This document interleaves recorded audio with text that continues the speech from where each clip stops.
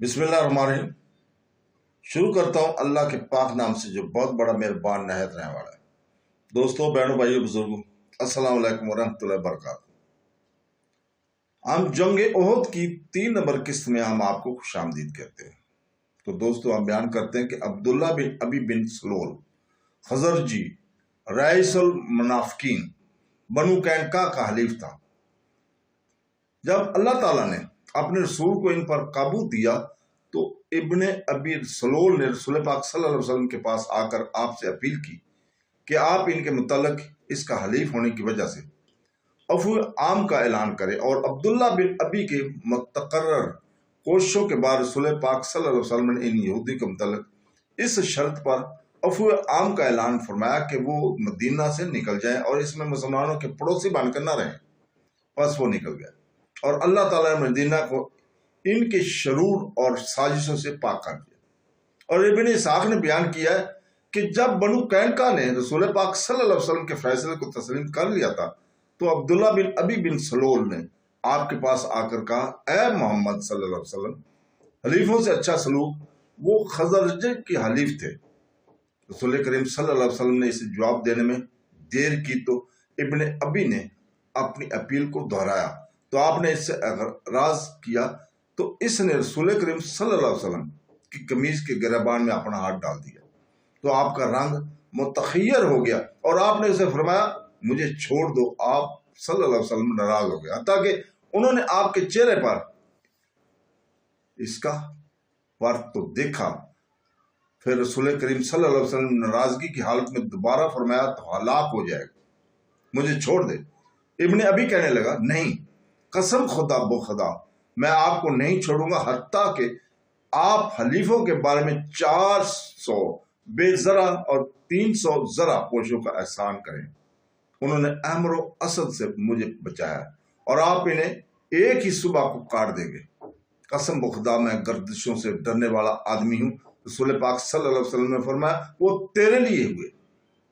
रसूल करीम सल्लल्लाहु अलैहि वसल्लम ने इस शर्त पर बनु कैनका के यहूदियों को माफी दी कि वो मदीना से निकल जाए और इसमें मुसलमानों के पड़ोसी बनकर न रहें। वो शाम के अजरात की तरफ कूच कर गए थे और इन्हें तवील अरसा नहीं रहे, हत्ता कि अल्लाह ताला ने इनको हलाक कर दिया। और बनु कैनका पहली यहूदी पार्टी में है जिन्हें मदीना से जलावतन किया गया था और बावजूद के हजरत नबी करीम सल्लल्लाहु अलैहि वसल्लम ने बनु कैनका के फितना की आग को बुझाया और इस फितना के भड़काने वालों को आप मुआफी दी। फिर भी दूसरे यहूदियों ने इससे नसीहत हासिल ना की और वो कीने और मुखालफत और रसूल पाक सल्लल्लाहु अलैहि वसल्लम और आप के असहाब के मुतल्लिक साजिश करने और इन पर परेशानियों को पैदा करने और आपके खात्मा और आपकी दावत के खात्मा के लिए मौका तलाश करने में बढ़ते ही चले गए। और काब बिन अशरफ ताई, जो सूद पर बड़ा माल देता था और यहूदी में सबसे ज्यादा रसूल पाक सल्लल्लाहु अलैहि वसल्लम को एजाज देने वाला और आपसे जंग करने के अल्लानिया दावत देने वाला यही था। और ये कबाब तई कबीला से तल्लुक रखता था, फिर बड़ी नबान से तल्लुक रखता था और इसकी माँ बनु नजीर से तल्लुक रखती थी। और ये बड़ा सरमायादार और अरबों के दरमियान मशहूर खूबसूरत लोगों में था। और जब इसे इतला मिली कि बदर में मुसलमानों को फतह हुई है तो इसने कहा, बिलाशुबा जमीन का बदन इसकी पुश्त से बेहतर है। और मुसलमानों और यहूदियों के दरमियान तय पाने वाले मुआहदात के बावजूद, जिनमें कुरैश की मदद न करने की शर्त भी शामिल थी, इस काब ने अहद शिकनी की और वो कबैल अरब को रसूल पाक सल्लल्लाहु अलैहि वसल्लम के खिलाफ भड़काने और आपके साथ जंग करने की दावत देने के लिए मदीना से निकला, हत्ता कि वो मक्का पहुंच गया और कुरैश को मुसलमानों के खिलाफ भड़काने लगा। हजरत मोहम्मद सल्लल्लाहु अलैहि वसल्लम के खिलाफ इनके गुस्सा और कीने को हवा देने लगा और इस कीना परवर यहूदी ने कुरैश को भड़काने के लिए सब तरीके अख्तियार किए, हत्ता कि इसने इशार की इशात की जिनमें वो बदर के मुशरक मुख्तलीन पर रोता है और इसने इसाब कलब कुएं वाले पर रोते हुए कहा, बदर की चक्की ने अपने अहल को हलाक कर दिया।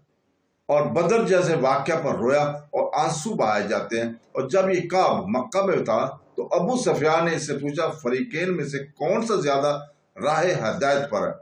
محمد صلی اللہ علیہ وسلم اور آپ کے اسلام یا قریش اور ان کے بت؟ اس نے کہا تو زیادہ ہدایت راہ پار، تم زیادہ راہ ہدایت پر ہو۔ بس اللہ تعالیٰ نے اس بارے میں یہ اس وقت آیت فرمائی تھی۔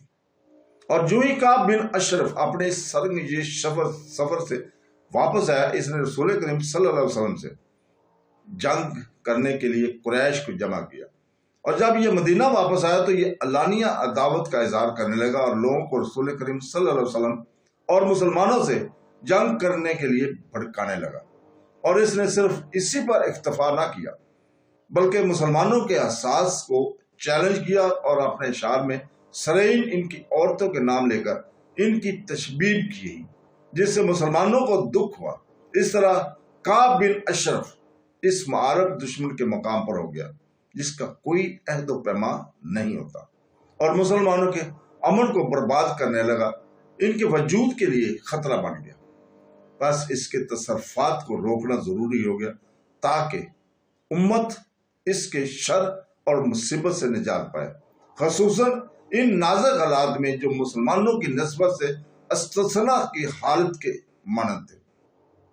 یہ سود پر مال دینے والا یہودی اور اس کی مددگار ایک جنگی محاذ بن گیا جو مدینہ کے اندر مسلمانوں کو دھمکاتا تھا، اور اس کی خاص وجہ یہ تھی کہ یہ کعب عرب کے سرمایہ داروں کا بڑا سرمایہ دار تھا، اور مدینہ کے نواح میں اس کا ایک مضبوط قلعہ تھا، اور اس کے ارد گرد بہت سے یہودی تھے جن کو اس عہد کو توڑنے پر بھڑکانا نوجوانوں کے اور رسول کریم صلی اللہ علیہ وسلم کے درمیان تھا، اس کے ارکان میں تھا، اور مدینہ کے اندر مسلمانوں پر اچانک تباہ کن حملہ کرنے کا بھی ان سے وعدہ کر رہا تھا۔ اس لیے رسول پاک صلی اللہ علیہ وسلم نے اس دشمن سے نجات حاصل کرنے کا فیصلہ کیا، اور آپ نے حضرت محمد بن مسلمہ انصاری کو انصار کی ایک جماعت کے ساتھ اس کے قتل پر مقرر کیا۔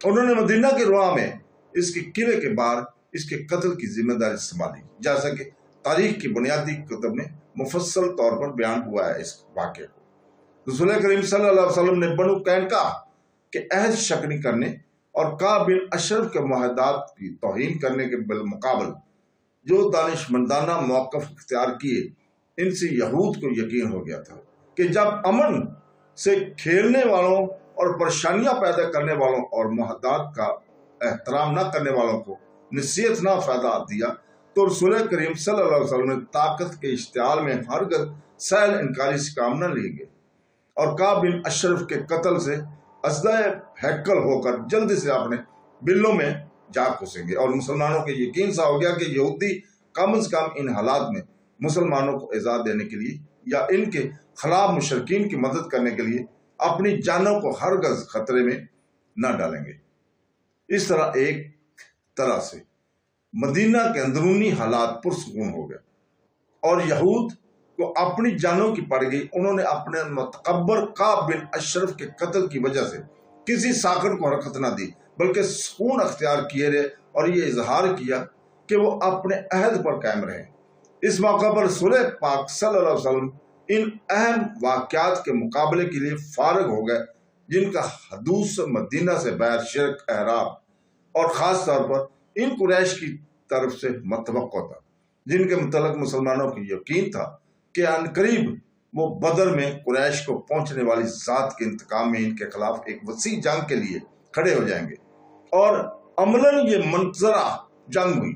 باغی قریش نے محمد صلی اللہ علیہ وسلم کے سین میں 3000 جان بازوں کی فوج کے ساتھ آپ کے ساتھ جنگ کی، اور ایک تباہ کن معرکہ میں شریک توحید کے ساتھ گت کیا۔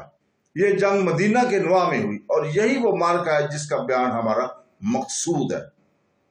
تو دوستو، اس کے ساتھ ہی آج ہم اجازت چاہتے ہیں، کل تک کے لیے۔ کل انشاءاللہ تعالیٰ اگلی قسط لے کر آپ کے سامنے حاضر ہوں گے۔